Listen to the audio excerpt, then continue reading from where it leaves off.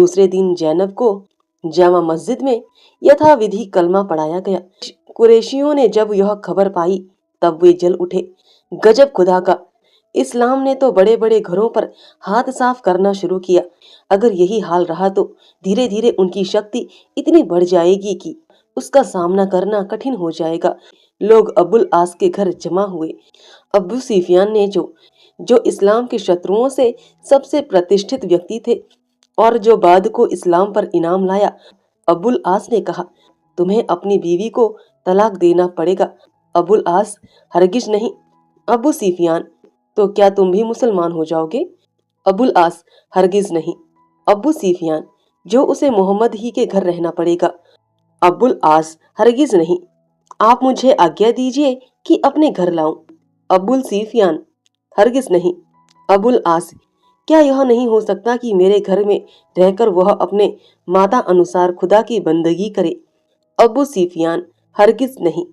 अबुल आस, मेरी कौम मेरे साथ इतनी भी सहानुभूति ना करेगी। अबुल सुफियान, हरगिज नहीं।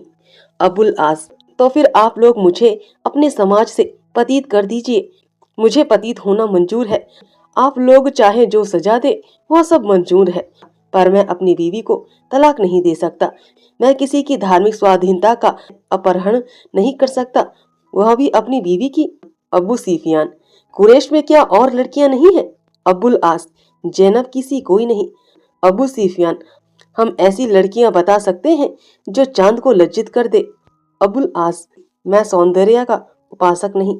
अबुल सुफियान, ऐसी लड़कियां दे सकता हूँ जो गृह प्रबंध में निपुण हो, बातें ऐसी करे जो मुंह से फूल झरे, भोजन ऐसा बनाए कि बीमार को भी रुचि हो, और सीने पिरोने में इतनी कुशल कि पुराने कपड़े को नया कर दे। अबुल आस, मैं इन गुणों में किसी का उपासक नहीं। मैं प्रेम और प्रेम का भक्त हूँ, और मुझे विश्वास है कि जैनब का सा प्रेम मुझे सारी दुनिया में नहीं मिल सकता। अबू सुफियान, प्रेम होता तो तुम्हें छोड़कर दगा ना करती।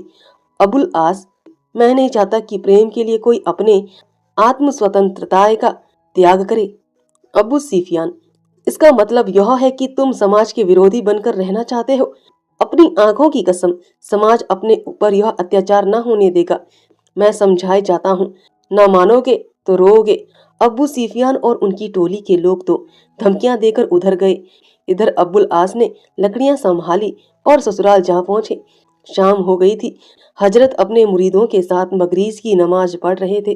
अबुल आस ने उन्हें सलाम किया और जब तक नमाज होती रही गौर से देखते रहे। आदमियों की कतारों का एक साथ उठना बैठना और सजदे करना देखकर उनके दिल पर गहरा प्रभाव पड़ रहा था। वह अज्ञात भाव से संगत के साथ बैठते, झुकते और खड़े हो जाते थे। वहां का एक एक परमाणु इस समय ईश्वरमय हो रहा था। एक क्षण के लिए अबुल आस भी उसी भक्ति प्रवाह में आ गई। जब नमाज खत्म हो गई तब अबुल आस ने हजरत से कहा, मैं जैनब को विदा करने आया हूँ। हजरत ने विस्मित होकर कहा, तुम्हें मालूम नहीं कि वह खुदा और रसूल पर ईमान ला चुकी है? अबुल आस, जी हाँ मालूम है हजरत, इस्लाम ऐसे संबंधों का निषेध करता है। अबुल आस, क्या इसका मतलब है कि जैनब ने मुझे तलाक दे दिया है? हजरत, अगर यही मतलब हो तो? अबुल आस, तो कुछ नहीं, जैनब को खुदा और रसूल की बंदगी मुबारक हो।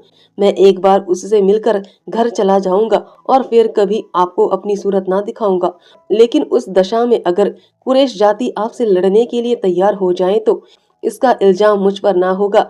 हाँ, अगर जैनब मेरे साथ जाएगी तो कुरैश के क्रोध का भाजन मैं हूँगा। आप और आपके मुरीदों पर कोई आफत ना आएगी। हजरत, तुम दबाव में आकर जैनब को खुदा की तरफ से फेरने का तो यत्न ना करोगे? अबुल आस, मैं किसी के धर्म में निधन डालना लज्जाजनक समझता हूँ। हजरत, तुम्हें लोग जैनब को तलाक देने पर तो मजबूर ना करेंगे? अबुल आस, मैं जैनब को तलाक देने से पहले जिंदगी को तलाक दे दूंगा। हजरत को अबुल आस की बातों से इत्मीनान हो गया। अबुल आस को हरम में जैनब से मिलने का अवसर मिला। अबुल आस ने पूछा, जैनब, मैं तुम्हें साथ ले चलने आया हूँ। धर्म के बदलने से कहीं तुम्हारा मन तो नहीं बदल गया? जैनब रोती हुई पति के पैरों पर गिर पड़ी और बोली, स्वामी, धर्म बार बार मिलता है, हृदय केवल एक बार। मैं आपकी हूँ, चाहे यहाँ रहूं चाहे वहाँ, लेकिन समाज मुझे आपकी सेवा में रहने देगा। अब्बुल आस, यदि समाज ना रहने देगा तो मैं समाज ही से निकल आऊंगा। दुनिया में रहने के लिए बहुत आसान है। रहा मैं, तुम खूब जानती हो कि किसी के धर्म में विघ्न डालना मेरे सिद्धांत के प्रतिकूल है। जैनब चली तो खुदेजा ने उसे बदखां शाह के लालों का एक बहुमूल्य हार विदाई में दिया। इस्लाम पर विधर्मियों के अत्याचार दिन दिन बढ़ने लगे। अवहेलना की दशा में निकलकर उसने भय के क्षेत्र में प्रवेश किया। शत्रुओं ने उससे समूल नाश करने की आयोजना करना शुरू की। दूर दूर के कबीलों से मदद मांगी गई। इस्लाम में इतनी शक्ति ना थी कि शस्त्र बल से शत्रुओं को दबा सके। हजरत मोहम्मद ने अंत को मक्का छोड़कर मदीने में रहा ली। उनके कितने ही भक्तों ने उनके साथ हिजरत की। मदीने में पहुंचकर मुसलमानों में एक नई शक्ति, एक नई स्फूर्ति का उदय हुआ। वे निशंक होकर धर्म का पालन करने लगे। अब पड़ोसियों से दबने और छिपने की जरूरत ना थी। आत्मविश्वास बढ़ा। इधर भी विधर्मियों का सामना करने की तैयारियां होने लगी।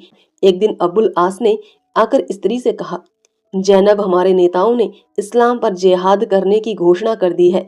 जैनब ने घबराकर कहा, अब तो वे लोग यहाँ से चले गए, फिर जिहाद की क्या जरूरत। अब्बुल आस, मक्का से चले गए, अरब से तो नहीं चले गए। उनकी ज्यादतियां बढ़ती जा रही हैं। जिहाद के सिवा और कोई उपाय नहीं। मेरा उस जिहाद में शरीक होना बहुत जरूरी है। जैनब, अगर तुम्हारा दिल तुम्हें मजबूर कर रहा है तो शौक से जाओ, लेकिन मुझे भी साथ लेते चलो। अब्बुल आस, अपने साथ?